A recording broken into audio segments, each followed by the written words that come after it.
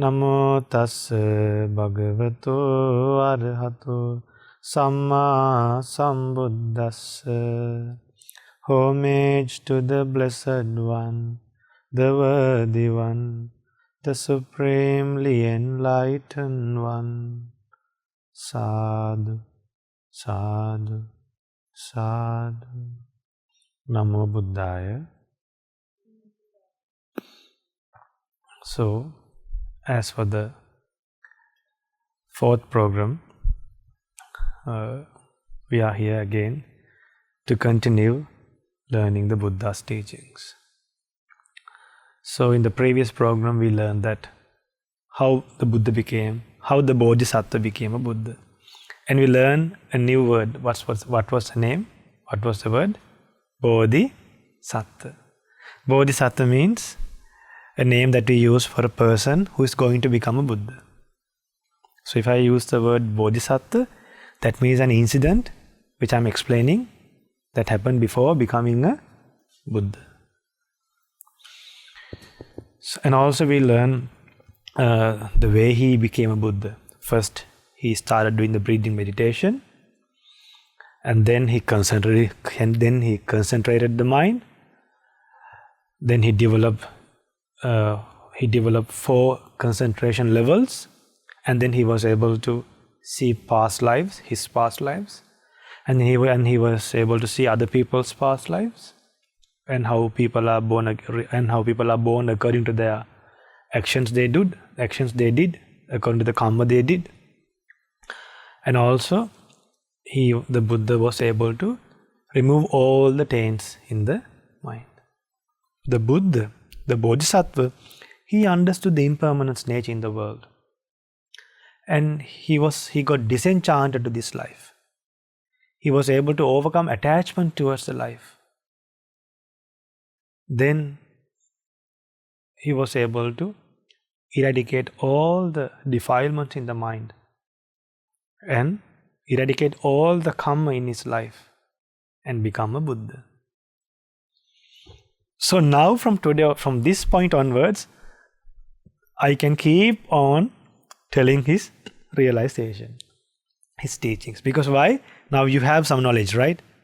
How he left the palace, and some knowledge during the 6 years, and the meditation he did, the way he became a Buddha.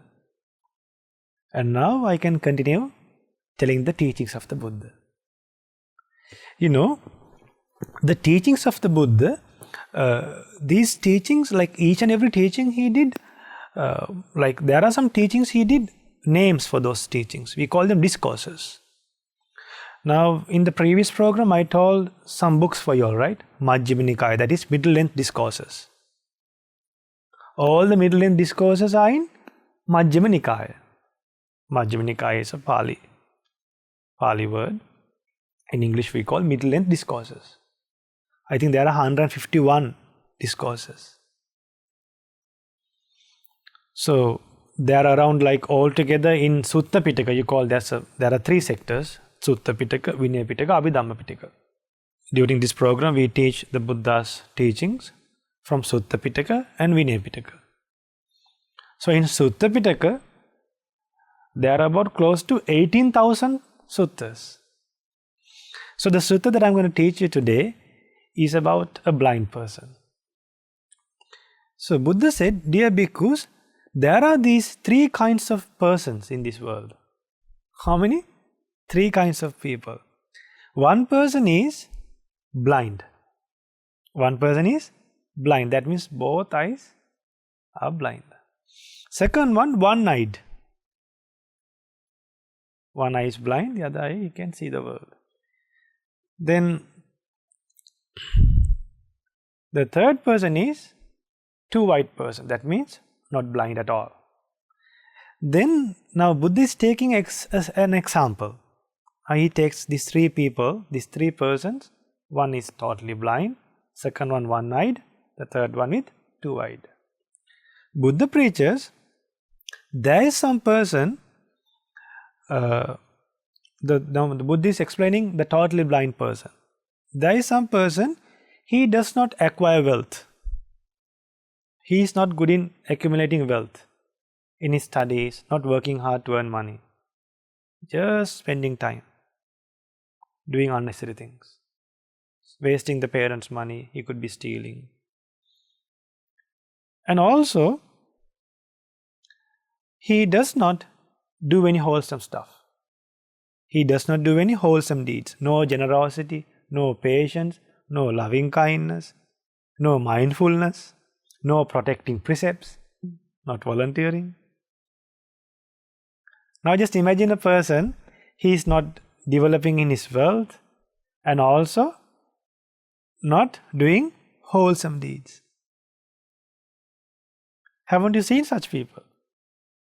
There are people, right? That person is like a totally blind person. Then Buddha preached, there's another person, one-eyed. What's the nature of this one-eyed? There's a person, here some person has kind of eye with which one can acquire wealth, not yet acquired, and increase wealth already acquired. That means he is good in earning money. But there is one problem. But he lacks the kind of eye which one can know wholesome and unwholesome. That means in good ways and bad ways, it doesn't matter as long as he gets money, whether it is bad, he earns money. Even though it's a bad way of earning money, he earns money. So why is that? He has only one eye. The only hope is to earn money, but he does not matter whether it's a good way or a bad way. As long as his stomach is full, he is only concerned about his stomach, not about other people's lives. So that's like a person who is like one-eyed. But he lacks the kind of eye with which one can know wholesome and unwholesome qualities, blameworthy and blameless qualities, inferior and superior qualities, dark and bright qualities with their counterparts. This is called one-eyed person. It doesn't matter the source of income, whether it is harming others or whether it is not. Now there are some children, the business that they do or the way the income that they get, it's not good for the parents' reputation even. But they just go ahead with that. So they are like one-eyed people. Then there are people, very good, there are two-eyed people. Two-eyed. They earn money only in good ways. They are energetic in earning money, and also they know the proper way to earn money. Not stealing, not killing living beings, not telling lies, right livelihood. Now when there are some people, if you were to buy something from them, they don't measure it properly, they don't weigh it properly. Then sometimes things get expired. What they do, they break the packet and they repack again.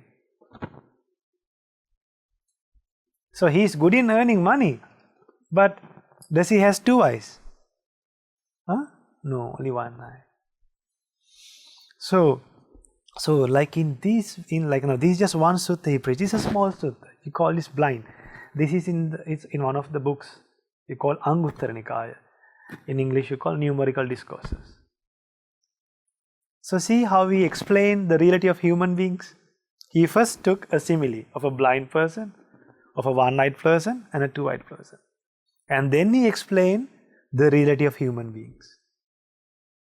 So after he became a Buddha, he was very capable to encourage people to do good deeds.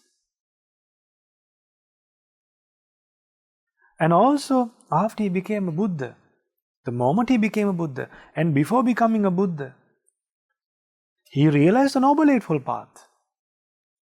Without realizing the Noble Eightfold Path, he can't become a Buddha. And this is all without the guidance of a teacher. Just imagine, without the guidance of a teacher, he realized these things. That's why we call him a Samma Sambuddha. What's that word? Samma Sambuddha. Shall we try that? Samma Sambuddha. Very good. So the meaning of Samma Sambuddha means he realized these things without the guidance of a teacher. So that is just one sutta. And Buddha said, and Buddha taught about this undeveloped mind. Now this mind, now that person, the person with one eye, the one-eyed person, is his mind developed? Not developed, right? That mind, for that mind, Buddha gave a simile for that mind. Can I tell a simile for that? From the Buddha's teachings. It's like a house which is not roofed very well. That mind is like a house which is not roofed very well. It drips. What kind of dripping happens in the mind? What kind of drippings happen in the mind? Anger will penetrate in the mind. Lust will penetrate in the mind. Sadness will penetrate the mind. When the mind is not well roofed. How we can roof our mind? How we can protect our mind? By meditation and with wisdom. So how much we beautify our body, how much the money we have, Now if we have problems, dear Dhamma friends, if we need money, we can borrow money. But gratitude, patience, can we borrow from others? Qualities, loving kindness, can you borrow from others? Patience, being humble, no. The only way to borrow is to learn from others. From a person like a Buddha, and from his teachings and from the disciples. Now see, he explained about 3 people. And also the undeveloped mind. The undeveloped mind is like the roof, which is a house which is not roofed very well. So it will drip. The water will drip. In the same way, when your mind is not developed, lust, anger, delusion will drip, will penetrate.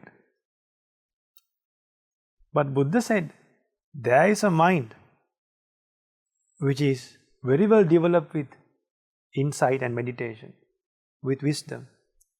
That mind will not be penetrated by lust, anger, delusion, will not be affected by lust, anger, delusion. See, he took similes and he explained things so that people can understand things. See how fortunate we are to learn this Dhamma. And also about the mind, he gave another simile. This mind is like a fish that is pulled out of the water and thrown on the dry ground, thrashes about and quivers. The mind thrashes about from thought to thought. That is why one should try to escape from this realm of Mara. This mind, see how dangerous this mind is. Now, when you see something beautiful today, you need this. If you see something more beautiful day after tomorrow, you need that also. If you see something more beautiful next day, you need that. No contentment.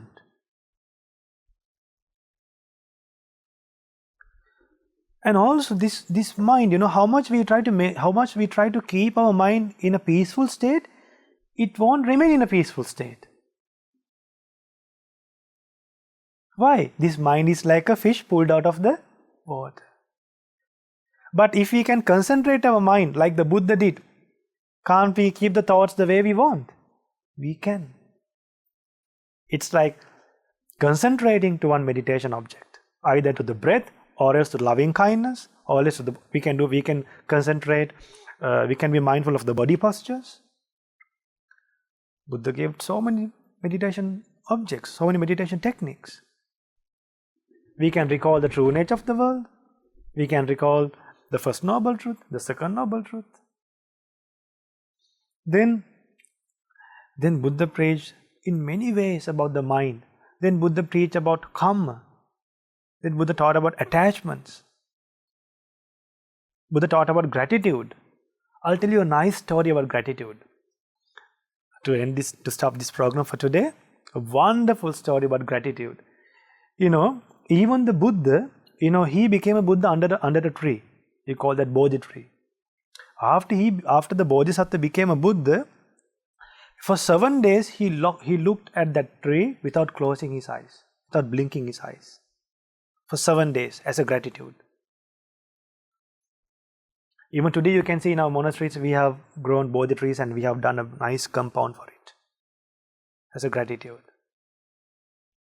Just imagine the nature of gratitude. So there was one monk in Sri Lanka. Buddhism was brought to Sri Lanka by most venerable Arahant Mahinda.